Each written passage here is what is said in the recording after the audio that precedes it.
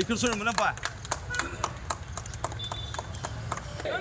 ಹೋರಾಟಕ್ಕೆ ಅಂಬೇಡ್ಕರ್ ಜಿಂದಾಬಾದ್, ಅಂಬೇಡ್ಕರ್ ಜಿಂದಾಬಾದ್, ಅಂಬೇಡ್ಕರ್ ಜಿಂದಾಬಾದ್, ಟಿಎಸ್ಎಸ್ ಜಿಂದಾಬಾದ್, ಟಿಎಸ್ಎಸ್ ಜಿಂದಾಬಾದ್, ಜಾತಿ ಬಿಡಿ ಮತ ಬಿಡಿ, ಮಾನವತೆಗೆ ಜೀವ ಕೊಡಿ, ಜಾತಿ ಬಿಡಿ ಮತ ಬಿಡಿ, ಮಾನವತೆಗೆ ಜೀವ ಕೊಡಿ, ಟಿಎಸ್ಎಸ್ ಜಿಂದಾಬಾದ್, ಅಂಬೇಡ್ಕರ್ ಜಿಂದಾಬಾದ್. ಏನು ಇವತ್ತು ಕಾಂಗ್ರೆಸ್ ಸರ್ಕಾರ ನಡೀತಾ ಇದೆ, ಬಡವರ ಪರವಾಗಿ, ದಲಿತರ ಪರವಾಗಿ, ರೈತರ ಪರವಾಗಿ ಸಕ್ರಿಯವಾಗಿ ಪ್ರಾಮಾಣಿಕವಾಗಿ ಕೆಲಸ ಮಾಡ್ತಾರೆ ಸಿದ್ದರಾಮಯ್ಯ ವಿರುದ್ಧವಾಗಿ ಒಂದು ಪಿತೂರಿ ನಡೀತಾ ಇದೆ.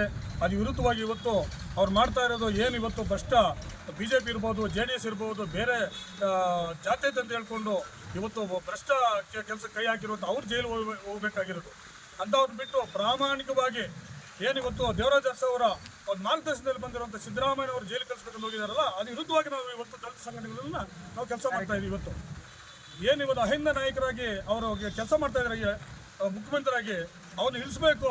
ಇವತ್ತು ಬೇರೆ ಅವರ ಪಿತೂರಿ ಆಗ್ತಾ ಇದ್ದಾರೆ. ಅದಕ್ಕೆ ನಾವು ವಿರುದ್ಧವಾಗಿ ಇವತ್ತು ಏನು ದಲಿತರ ಪರವಾಗಿ, ರೈತರ ಪರವಾಗಿ, ಸಾಮಾಜಿಕ ಪರವಾಗಿ ಯಾರಿದ್ದಾರೋ ಅವ್ರ ಪರವಾಗಿ ನಾವು ನಿಂತ್ಕೊಂಡಿದ್ದೀವಿ. ಇವತ್ತು ದಲಿತ ಸಂಘಟನೆಗಳು, ರೈತ ಸಂಘಟನೆಗಳು ಇವತ್ತು ಫ್ರೀಡಮ್ ಪಾರ್ಕಲ್ಲಿ ಇವತ್ತು ಒಂದನೇ ಹಂತದಲ್ಲಿ ಕಾರ್ಯಕ್ರಮ ನಡೀತಾ ಇದೆ. ಅವರೇನನ್ನ ವಾಪಸ್ ತಗೊಳ್ಳಿಲ್ಲ, ಅವ್ರ ಬುದ್ಧಿ ಬರಲಿಲ್ಲ ಅಂದರೆ ನಾವು ಹಂತವಾಗಿ ಕಾರ್ಯಕ್ರಮ ಮಾಡೋದಕ್ಕೆ ನಾವು ಹಿಂಜರಿದಿಲ್ಲ ಅಂತ ದಲಿತ ಸಂಘಟನೆ ಎಚ್ಚರಿಕೆ ಕೊಡ್ತಾ ಇದ್ದೀವಿ. ಸರ್ ಇವಾಗ ಇಲ್ಲಿಂದ ಒಂದು ಸುಮಾರು 300ರಿಂದ 400 ಜನ ನಾವು ಸೇರ್ತಾ ಇದ್ದೀವಿ. ಅಲ್ಲಿ ಸುಮಾರು ಒಂದು 2-3 ಲಕ್ಷ ಜನ ಸೇರ್ತಾ ಇದ್ದಾರೆ. ಇದು ಫಸ್ಟ್ ಅವ್ರಿಗೆ ವಾರ್ನಿಂಗ್ ಕೊಡ್ತಾ ಇದ್ದೀವಿ. ಏನು ಯಾರು ಜೈಲ್ಗೆ ಹೋಗ್ಬೇಕೋ, ಯಾರು ಇವತ್ತು ಕಾಮಲಿಲ್ಲ ಮಾಡ್ತಾ ಇದ್ದಾರೆ, ಯಾರು ಯಡಿಯೂರಪ್ಪ ಸರ್ಕಾರದಲ್ಲಿ ಯಾರು ರಾಮದಾಸ್ ಆಗಿರ್ಬೋದು, ಯಾರು ಇವರು ಜನಾರ್ದನ್ ರೆಡ್ಡಿ ಆಗಿರ್ಬೋದು, ಮತ್ತೆ ರೇಣುಕಾಚಾರ್ಯ ಆಗಿರ್ಬೋದು, ಭ್ರಷ್ಟಾಚಾರ ಕೈ ಹಾಕಿರೋರನ್ನ ಕೈ ಬಿಟ್ಟು ಪ್ರಾಮಾಣಿಕರವ್ರಿಗೆ ಅವ್ರಿಗೆ ಇವತ್ತು ಅವ್ರನ್ನ ವಿರುದ್ಧವಾಗಿ ನಿಂತ್ಕೊಂಡಿದ್ದಾರೆ. ಇದು ಮಾಡಬಾರ್ದು, ಅವ್ರು ತಿದ್ಕೋಬೇಕು ಅಂತೇಳಿ ಹೆಚ್ಚಿಗೆ ಕೊಡ್ತಾರೆ ದಲಿತ ಸಂಘದ ಪರವಾಗಿ.